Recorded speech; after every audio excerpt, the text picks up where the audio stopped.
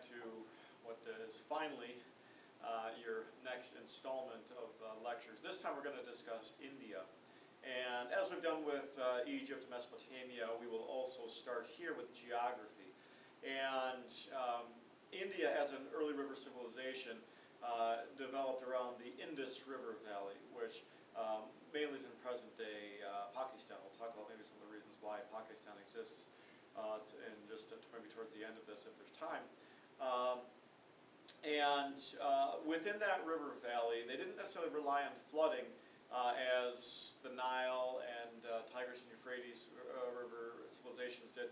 And the main reason why is that there was enough rain that existed, that had occurred within India through monsoon winds, just winds, warm winds blowing off the shore and then creating torrential rains. And so they would, through natural means, through natural rainfall, have enough water for their crops. So they did not necessarily rely on flooding as the other civilizations had.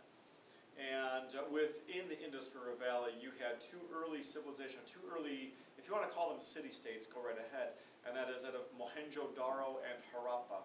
Now, what is interesting with Mohenjo-Daro and Harappa, which on the surface seems quite insignificant, but when you really get into the reason why it's significant, then hopefully it'll clarify and crystallize for you.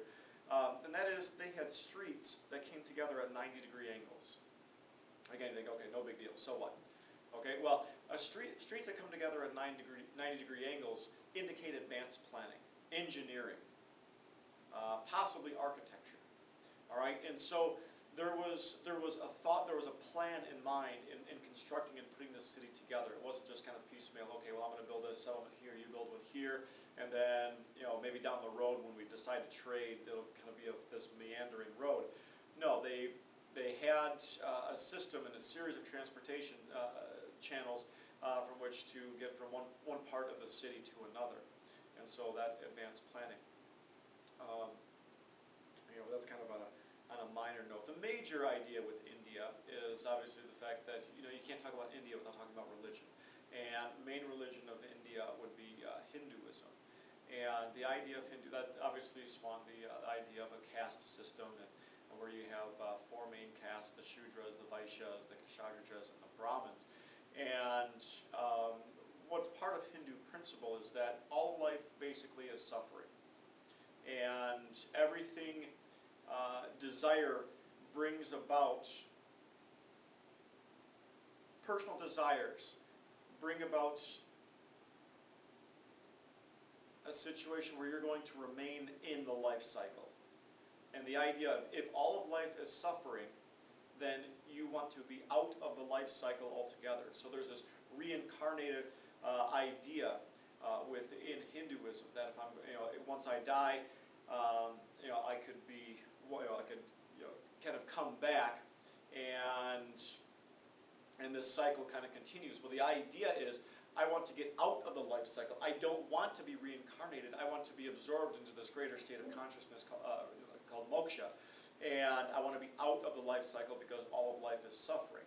And if you have desires, then that keeps you in the life cycle. And so there's a lot of ideas embedded with all this, and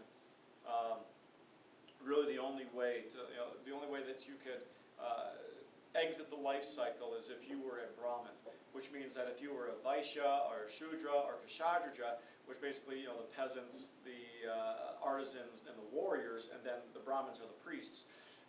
If you were part of the lower castes, then you had to go through a couple more incarnations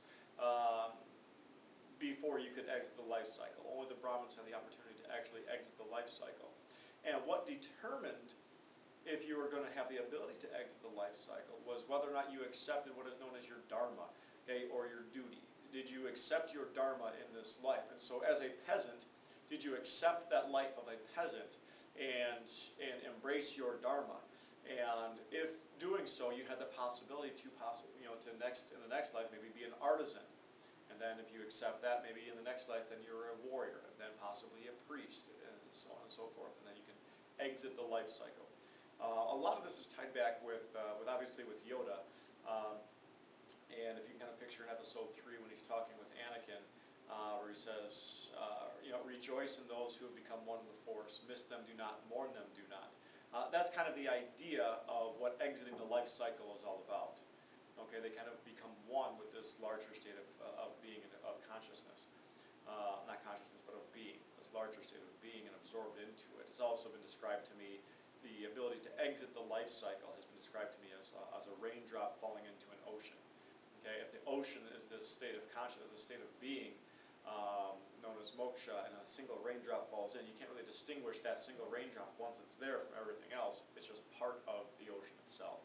And so that's kind of the ultimate goal of Hinduism, is to exit the life cycle and to be absorbed into this larger state of being, referred to as moksha, in the next incarnation. So all of life is suffering. You want to be out of the life cycle, and then you can be out of the life cycle by being a Brahmin or a priest and moving on beyond that. Okay? But within that, Hinduism was not very democratic, not very open, because as I said, it had a very strict caste system which you had to abide by. And so for some time there was a Hindu individual by the name of Siddhartha Gautama, and his family tried to keep him from being aware of the inequalities of life. Well, he figured it out, because they were from more than likely a Kshatriya class, a warrior class, or caste I should say, and figured out he did. He figured out the inequalities of life. He said, you know what, there's got to be some other way.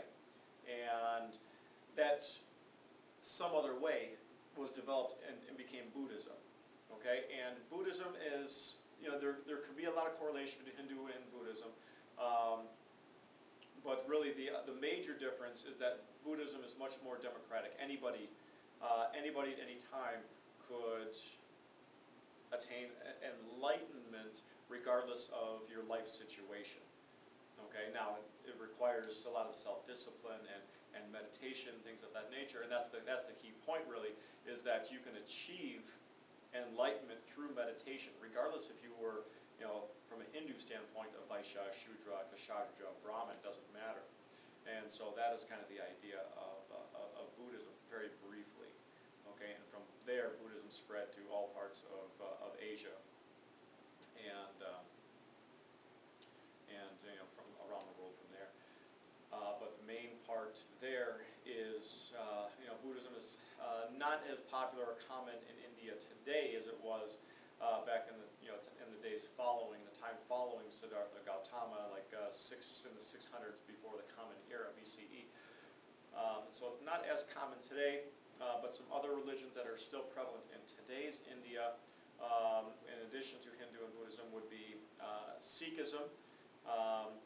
Don't really have time to go into and explain it, but it's essentially a hybrid religion of Islam and Buddhism, and then also Islam in the northern regions.